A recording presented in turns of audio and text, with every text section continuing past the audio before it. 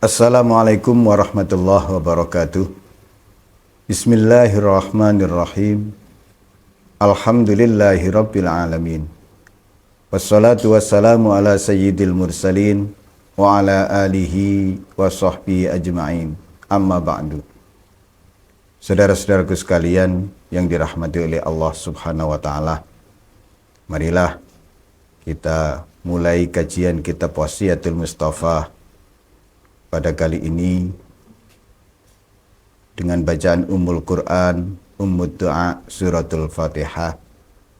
Kita hadiahkan kepada junjungan Nabi kita, Nabi Muhammad SAW, berikut kepada para nabi dan rasul yang telah diutus, juga kepada para malaikat, khususnya malaikat muqarrabin, kepada sahabat-sahabat beliau, khususnya ashab al-asyarah al-mubasysyarah bil jannah, al-akhas khulafa'ur rasyidin al-mahdiyyin, juga kepada tabi'in, tabi'it tabi'in, wa tabi'ihim bi ihsanin ila yaumiddin, juga kepada guru-guru kita, khususnya muallif kitab Wasiyatul Mustafa Asy-Syaikh Abdul Wahab Asy-Sya'rani rahimahullahu ta'ala, nafa'anallahu bihi wa bi'ulumihim wa amaddana bi asrarihim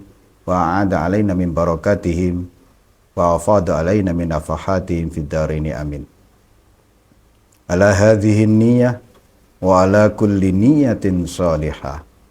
Al-Fatihah.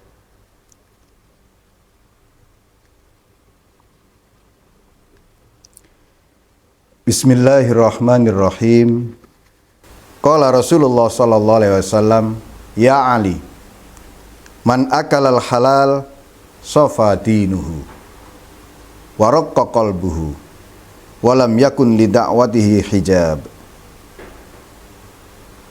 Rasulullah sallallahu alaihi wasallam bersabda kepada Sayyidina Ali, hai Ali, siapa yang makan makanan halal, maka akan beninglah agamanya dan hatinya menjadi lembut, serta tidak ada penghalang untuk doa-doanya. Saudara-saudaraku yang dirahmati oleh Allah, wasiat pertama Nabi kepada Sayyidina Ali ini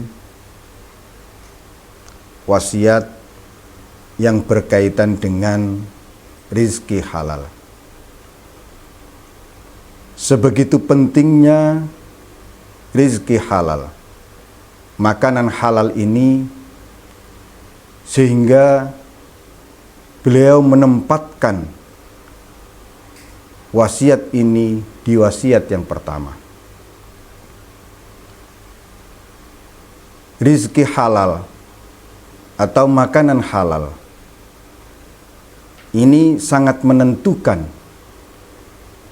bagi kelangsungan hidup setiap orang. Di wasiat Nabi yang pertama ini, beliau berpesan, jika ingin bening agamamu, maka makanlah makanan-makanan yang halal. Agama seseorang itu berada di dalam hatinya, bukan di luar yang tampak kelihatan oleh orang banyak. Agama seseorang akan menentukan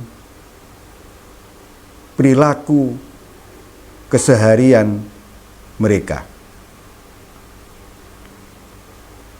Rasulullah SAW bersabda, ad-dinu khuluqun wala dina liman la khuluqalah.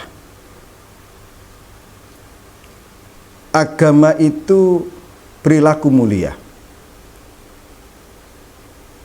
Tidak ada agamanya orang yang tidak memiliki perilaku mulia. Maka jika ingin bening agamanya, di mana itu sebagai sumber kemuliaan perilaku seseorang, ia haruslah menjaga makanan yang masuk ke dalam mulutnya. Ia haruslah menjaga rizki yang ia terima. Yang kedua, efek positif dari makanan halal melembutkan hati. Jika kita ingin berhati lembut, berhati yang memiliki kepekaan rasa, hendaklah memakan makanan yang halal. Hendaklah makanan yang masuk ke dalam mulutnya hanya yang halal-halal saja. Sebaliknya, hati yang kasar, hati yang tidak berperasaan, ini bisa jadi disebabkan oleh makanan yang masuk ke dalam mulutnya tidak sepenuhnya halal. Yang ketiga, efek positif dari makanan halal adalah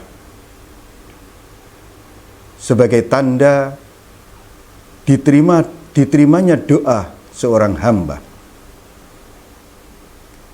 Salah satu penghalang terbesar diterimanya doa seorang hamba kepada Tuhannya adalah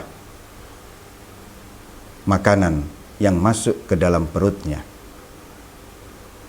Jika makanan yang masuk dalam perutnya itu halal, maka penghalang itu sudah disingkirkannya. Saudara-saudaraku yang dirahmati oleh Allah, rizki halal, makanan yang halal, ini bisa ditinjau dari banyak hal. Dalam konteks fikih, makanan yang halal ini bisa dari zatiahnya. Memang makanan itu benar-benar halal. Bisa juga kemudian dari prosesnya, proses pembuatan dan seterusnya. Bisa juga dari cara perolehannya.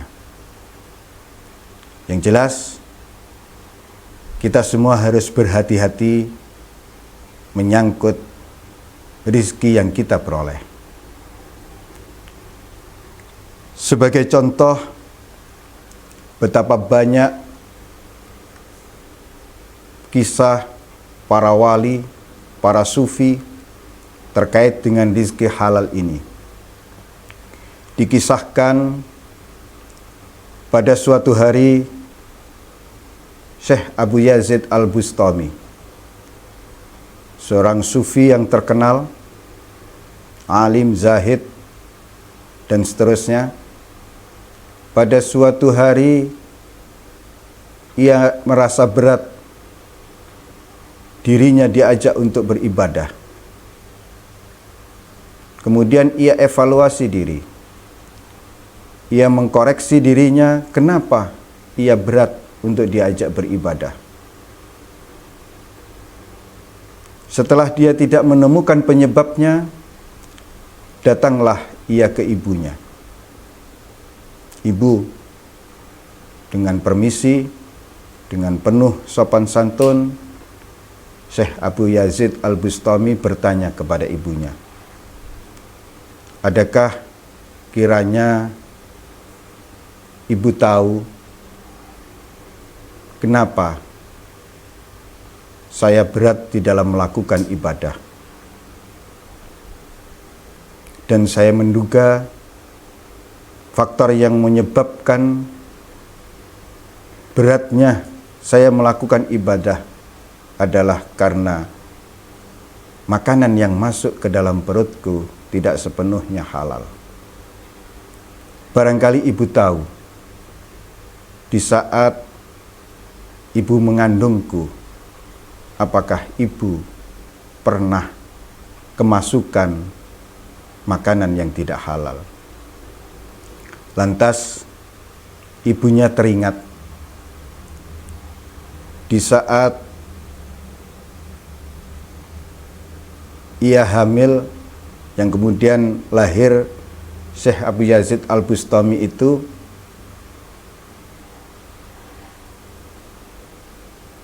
ada orang memiliki keju yang begitu kelihatannya saja sudah sangat menarik. Ibunya kemudian ingin sekali mencicipi. Diambillah sedikit sekali. Namanya mencicipi itu tentu tidak banyak. Mungkin itu, nak. Begitu kemudian ibunya menyampaikan ke Abu Yazid Al-Bustami, "Ibu, kalau ibu tidak keberatan, ayo kita minta halalnya makanan yang pernah ibu makan tersebut kepada sang pemilik." Datanglah kemudian mereka berdua ke rumah sang pemilik keju yang pernah dicicipi oleh ibu Syekh Abu Yazid. Sang pemilik, "Oh, itu sudah saya halalkan dari dulu. Itu halal bagimu, tidak haram." Alhamdulillah, setelah itu Syekh Abu Yazid merasa tidak lagi berat di dalam melaksanakan ibadah kepada Allah Subhanahu wa ta'ala. Mudah-mudahan sekelumit kisah ini dari wasiat Nabi yang pertama ini kita bisa mengambil pelajaran, kita bisa berhati-hati di dalam memakan makanan yang halal, agar dari makanan yang halal tersebut lahirlah keberkahannya. Ihdinas siratal mustaqim. Wassalamualaikum warahmatullahi wabarakatuh.